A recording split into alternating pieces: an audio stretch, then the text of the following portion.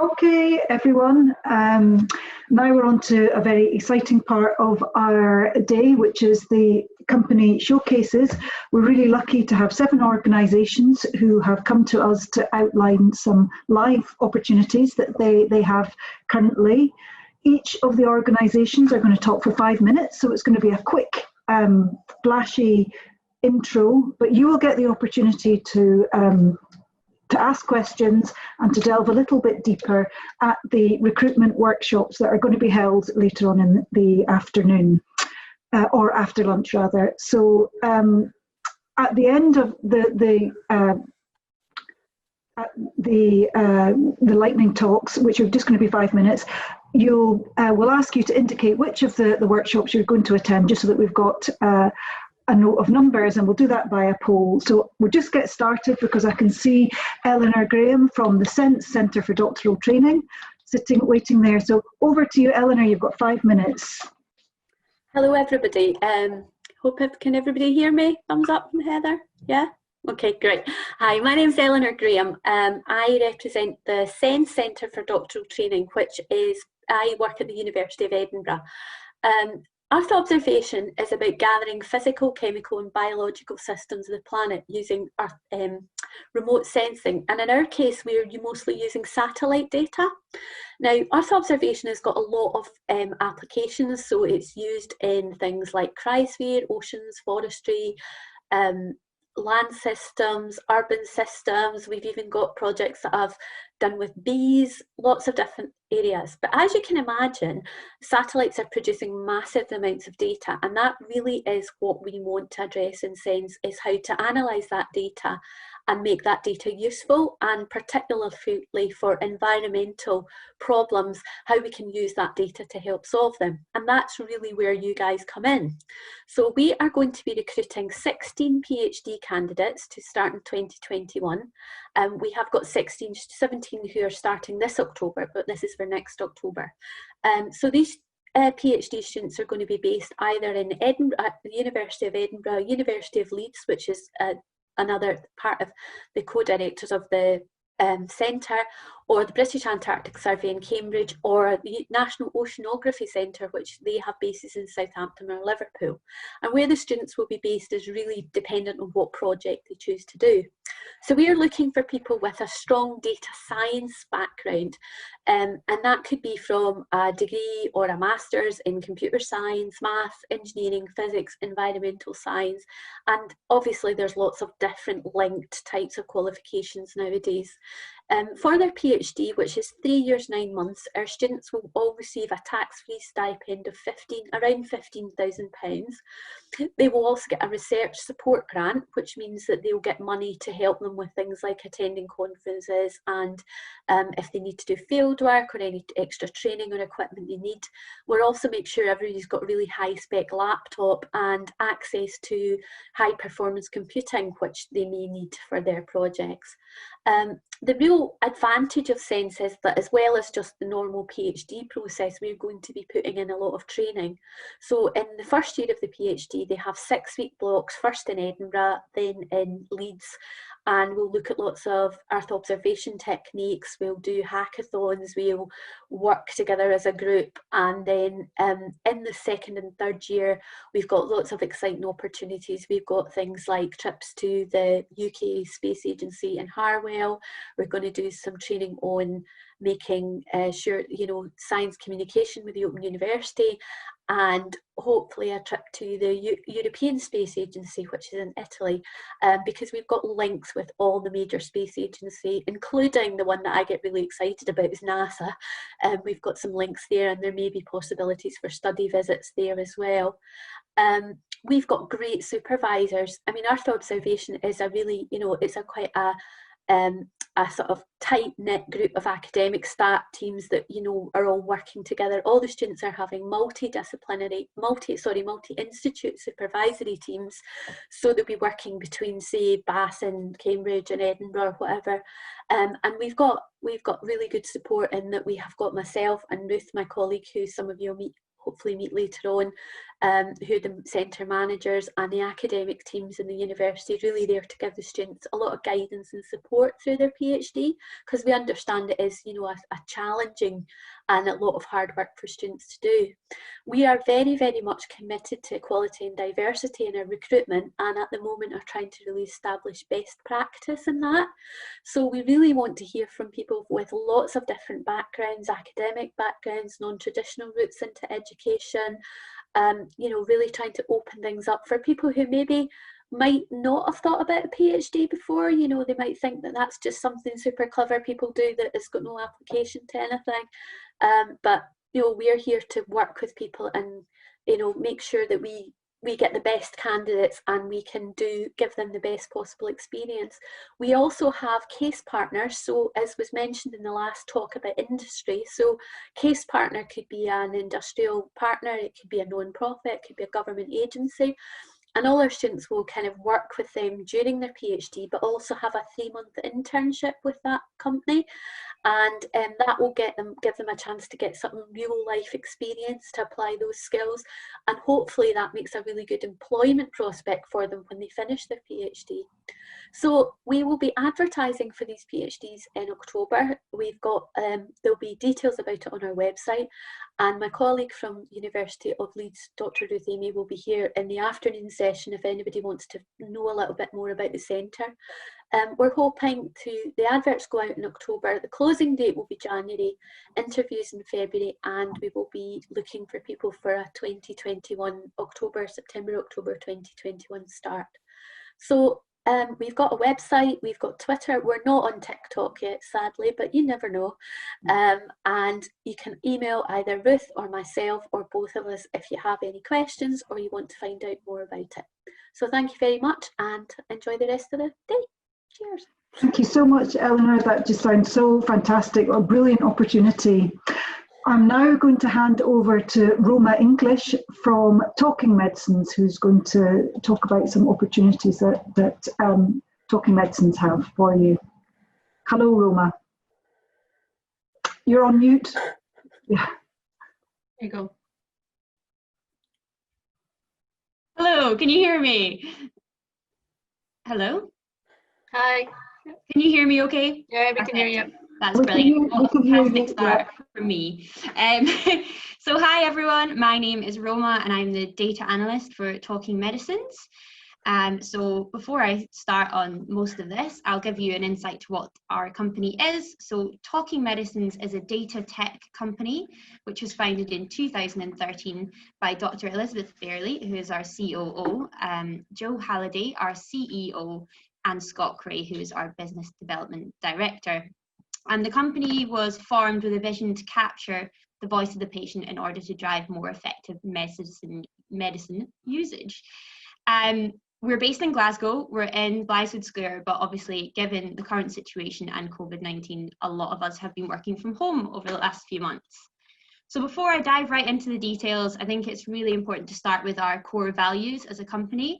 And we have 4 of these. So one is innovation. So we're always aspiring to find new and better ways of doing things. We believe in community. We want to co-create and deliver to the community around us. We believe in quality, a high level of safety and quality in all that we do. And of course, transparency. So open communication with staff, customers, and consumers. So that's all very well, but what does that actually mean in real talk? It basically means that our founders and teams are really committed to working at the highest level of quality and transparency in creating new ways to capture patient intelligence by medicine. And from the get-go, when the company was founded, we've been really keen to contribute to the Data for Good movement, which basically means that we want to create positive impact from the data that we pull.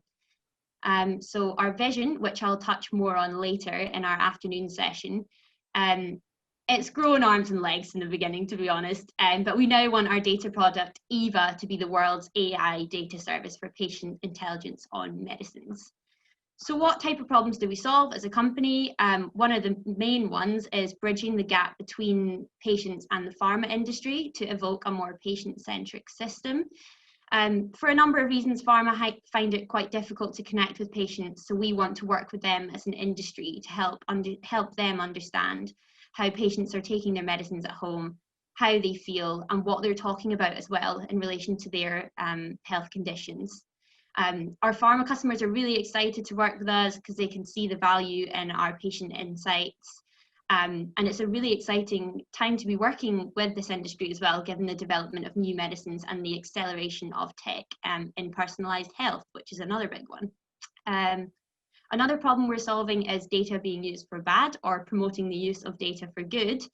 And we're doing this in areas such as ineffective medicine usage to reduce wastage and improving disease tracking and management. What I mean by that is we analyse data for key indicators in at-risk patient groups so they can be treated earlier with greater outcomes. So how are we doing that at the moment? Kind of three different ways. At the highest level, we've got social media text mining in Reddit and Twitter to access the patient voice, which we then structure and analyse into meaningful insight, which is part of our EVA data product. We also have smart surveys. This is our next level of engagement, which sits slightly closer to the patient. Through surveys, we talk to the patients in specific social media communities, and we have the opportunity to tailor the questions that we ask the patients to suit the need of our pharmaceutical or healthcare clients. And the last way we do this is through our connected devices, one of which is MedSmart, which is our closest form of contact with patients, basically. And here we help patients understand and manage the medicines that they are taking.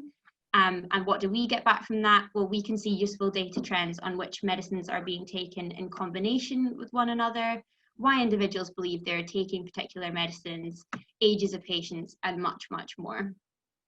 This app is expected to reach 100K downloads this month.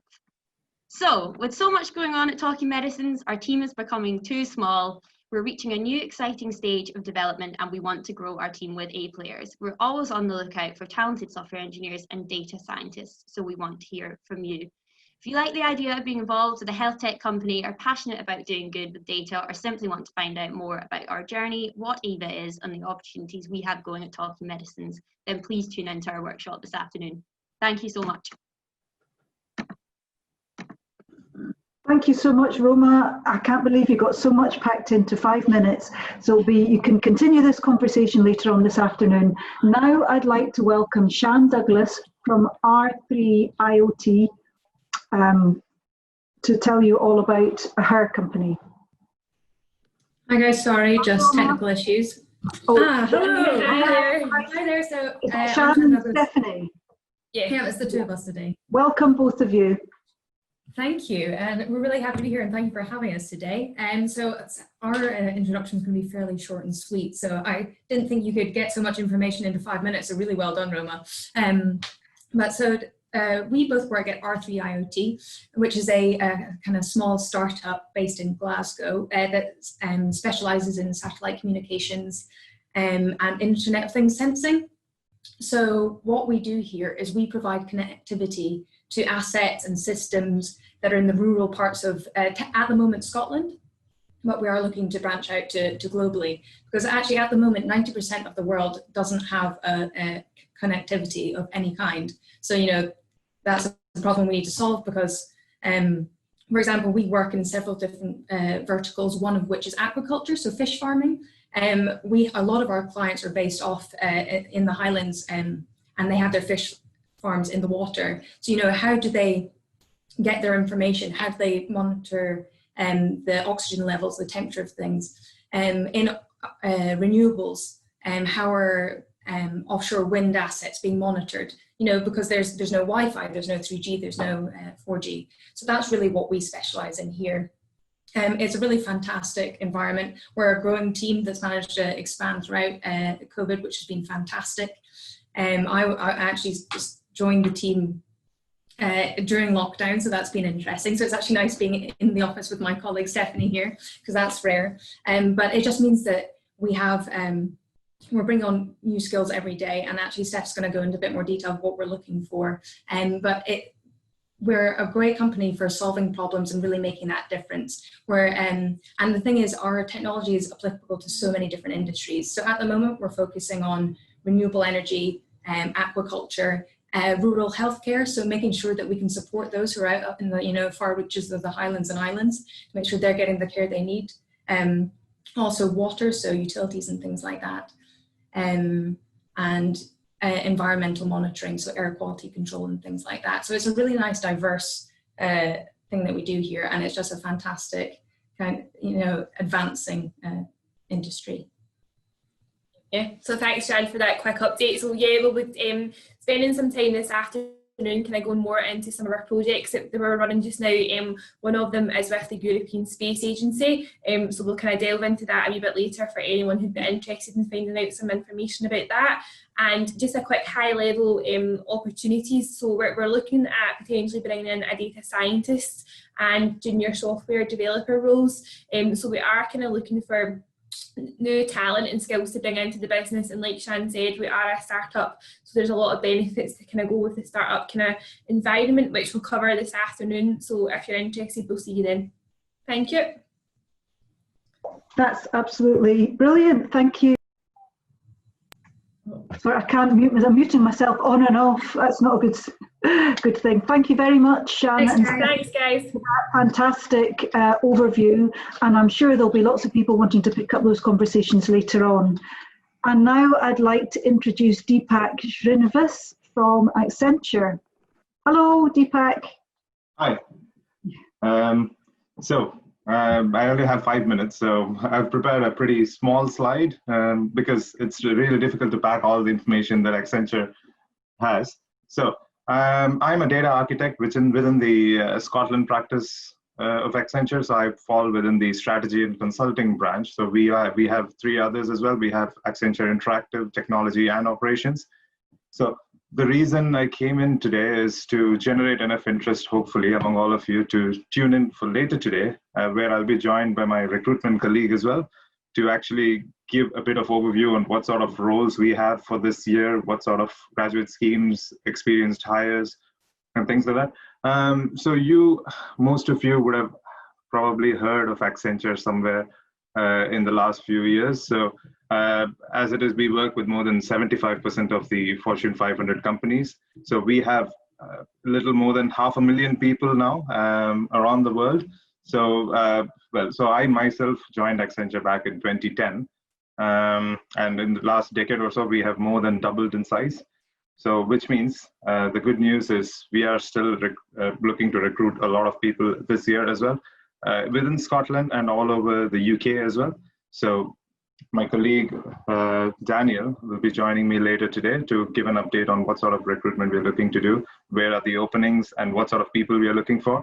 But the good thing is there's no restriction as to who can apply to Accenture.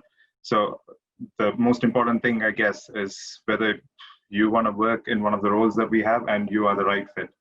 So people who don't have a technology background as it is do not need to worry. I mean, people with multiple backgrounds work within our company. So I myself, I'm from an electronics background, but now I'm a data architect working with data science projects, and then machine learning and artificial intelligence as well. Yeah, so we've got more than 5,000 clients all over the world. So, and 95% of our clients, or 95 of our top 100 clients have been clients for at least 10 years. So one thing I understand is people want to keep, people easily tend to get bored within a certain job or a project, for example. Or people, when they find their comfort zone in some projects, they want to stick around for a long time. So at Accenture, you'd be able to do that because you would have a wide array of projects where you'll be able to choose from. So ranging from multiple business units to multiple businesses. I mean, you'd be able to choose where and what you want to work on. So you'd have that flexibility. So as soon as you enter into the company, you'd be able to choose a tool that you like. You'd get trained on it. You'd go on to a client, and even when you get bored of it, for example, you'd be allowed to choose something else that you're interested in, hopefully with approval from the business, where there are enough openings. You'd be able to get trained on that as well, and then you'd be able to go on and work on projects related to that. So there's really not one particular area that we are looking for people. We are looking for people for the entire spectrum of the company. And so inclusivity and diversity is probably important to talk about at this point as well. So I'd like to tell you that we've we've been ranked as #1 as one of the most diverse and inclusive companies by Thomson Reuters. So that's a major thing, I suppose. And also, in terms of perks and other things that you can do within the company. So we've got 3 charity days. We've got the industry leading holiday package, so which is like 30 days plus bank holidays, which is fantastic. We've got medical insurance, we've got private health cover, life insurance and things like that as well. So I'll be talking about that in more detail, and also talking about my life as a consultant and how I've grown within the company. So I joined back in 2010. I've been here for a number of years. So I've moved out of Accenture, tried a few things, and then come back to Accenture because I realized that the opportunities out there are not necessarily as good as what they are in a big company. So I'll be talking about all of that, and I'll be joined by my recruitment colleague as well. He'll be talking about what sort of openings we have, when you can start applying, and how many openings, hopefully how many openings we'll be having, and things like that. So yeah, that's it from me. I mean, I wanted to keep it really short and just to generate enough interest for people to come in and find out what we have. That's fantastic, Deepak. Thank you so much. I'm sure that will have whetted the appetite of some of our students, and that you'll see some later on this afternoon. So moving on to our next lightning talk from Karen Creaney, who we all met in July when RBS came to introduce some opportunities to you then. So hello, Karen, welcome, over to you. Thank you. So it's really interesting to hear all of the other pitches that are going on. But my name's Karen. I'm one of the talent acquisition consultants. I actually partner with a data and analytics team in Natwest for all the recruitment needs. Now, we were known as RBS, but back in July, our name is now Natwest, so that's who you'll know us as moving forward. But today's Natwest group is made up of multiple brands, which you probably are already familiar with.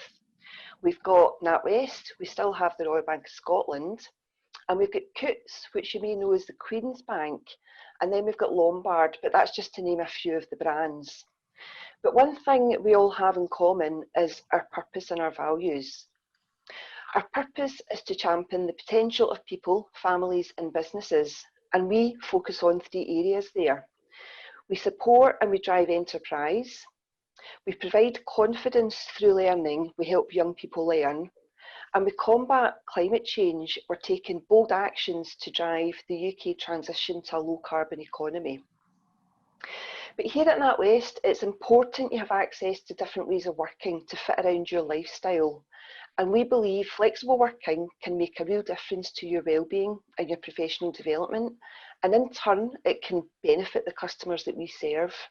So the types of flexible working we offer for some of the roles are potentially part-time, flexible working, job share, we've got annualised hours, and then of course we've got home working. That could be permanent, that could be regular, or that could be occasional. At the moment, we're all doing permanent home working just now, apart from our business critical roles that need to be based in an office, and of course our customer-based branch and call centre staff. We know how important learning is, and we give our people the tools and knowledge that let them take control of their learning.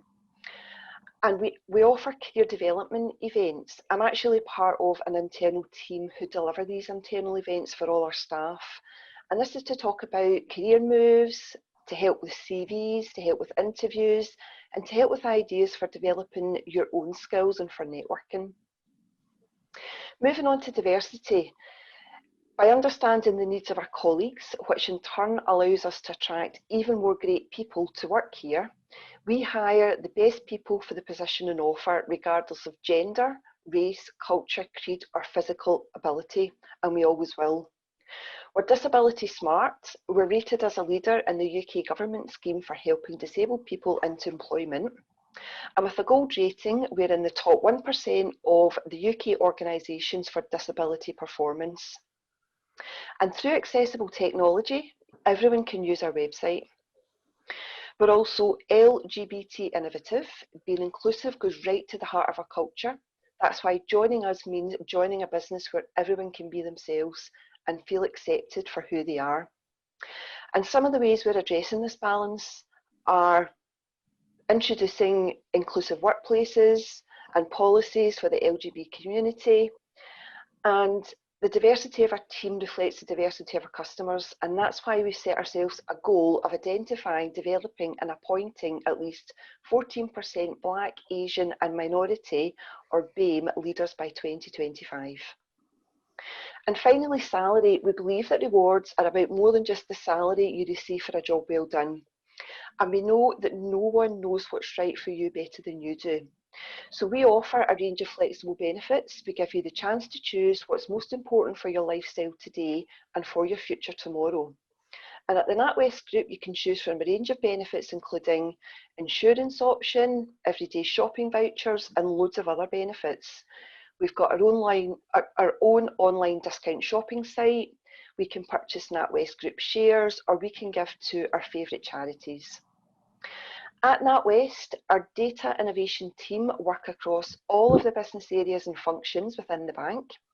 Our goals are to identify, experiment and deploy new ways of thinking and new techniques to support achieving outcomes that drive bold new customer experiences and more efficient ways of achieving our existing business outcomes.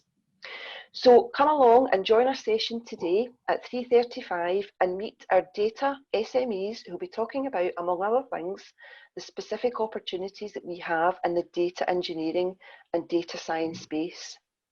We've also got two team members talking about their journey through the data and analytics team, with one of them actually securing a role from an event like this. So don't miss the team today at 3:35, but I hope that gives you a great understanding of us and what makes us a great place to work. Thank you. Thank you so much, Karen. That was great and well within the 5 minutes, perfect. And our last lightning company showcase is Trustpilot. No, you missed one. Oh, we missed one. Oh, sorry, Ascensus. Yeah, sorry. No, apologies, David. No problem. David Gilfinnan. I'll start again from Ascensus. I can't pronounce it. I've got a mental block. Ascensus. Ascensus. Yes, I'm just seeing too many C's. Welcome to our Data Lab event. Sorry. Hold on a second. No, that was my fault. David is back in the room. On mute. You're on mute, David. Apologies, David. That was my fault. That's okay. That's okay. Not a problem at all. So smoothly, it all had to go wrong at some point. Yeah. Oh well, nearly there. Yeah. Afternoon, everyone. I'm David Gilfinnan. I'm Technology Director at Ascensus. Ascensus is a Scottish-based company, 6 years old, and we have rapidly grown over that period. So we now have around 1,700 employees across 5 different countries. What we actually do at Ascensus is inbound customer services and sales for some of the largest and best known retailers in the UK. Brands such as B&Q, Aldi, KFC, JD Sports, Boohoo. So the fact is that if you are calling up or in contact with any of these retailers, whether it be online or actually voice as well, there is a very good chance that you're actually speaking to one of our advisors to help with whatever the issue is. What that means is that we are effectively 29 different companies as well, because we are an extension of each of our different clients. And what that does is it makes it a very interesting environment to work in, because we have different client needs, different client customer demographics, and different expectancies from every client. The expectancy of a customer on KFC looking for their chicken wings to be delivered is very different to a B&Q customer who has spent £20,000 on a kitchen and is awaiting that to be installed. So we deal with around 1 million customers a month, and customers tend not to get in contact with you to tell you that everything is great. Most of their interactions have resulted in some sort of downstream failure, whether it's courier, distribution, website failures, whatever it may be. So that's 1 million customer stories with 1 million root causes that we get through our environment every single month. So in short, we hold a lot of data about a lot of customers in the UK and what their experiences are. At Sensos, we believe that the role of data science in retail has huge potential, and in the UK in particular is so far been underutilised. We believe and expect we can provide our customers with recommendations in a variety of different ways by looking at this data in different ways. So making recommendations to personalisation of the customer experience, forecasting trends based on social media data, improving recommendation engines on our customers' websites, and also analysing each of the customer journeys and seeing which of the channels work and which don't, what results in a sale, what doesn't, and really at the end of it is how best to retain customers and keep our customers in love with the clients that they work with. So a huge amount of data there. We have a very strong business insights team already. We work quite a bit in the AI field already in terms of conversational AI, live chat. We use insights analytics for delving into a lot of the data already. So we're not new to the AI space. However, we are looking for a data scientist, someone with that kind of background, to really elevate our capabilities in this area.